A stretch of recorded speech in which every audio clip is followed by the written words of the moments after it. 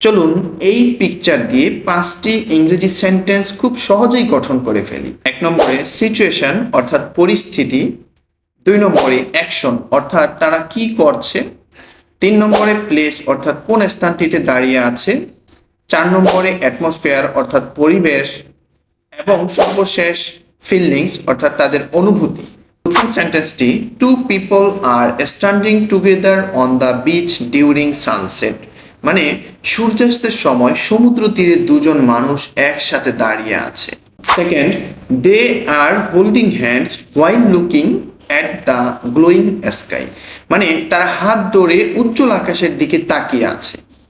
3 নম্বরে আমরা স্থানটি নিয়ে বলবো, the calm beach reflects the warm colours of the sunset, মানে শান্ত সমুদ্র তীর সূর্যাস্তের উৎস রঙকে প্রতিফলিত করছে।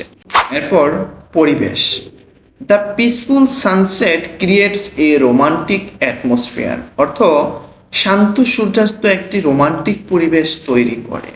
এই ধরনের ভিডিও প্রতিদিন আমার চ্যানেলে পেতে আমার চ্যানেলটিকে সাবস্ক্রাইব করুন এবং পেজটিতে ফলো দিয়ে রাখুন, যাতে করে একটা ভিডিও মিস না হয়, এবং আমাকেও উৎসাহিত করুন এই ধরনের ভিডিও বানাতে।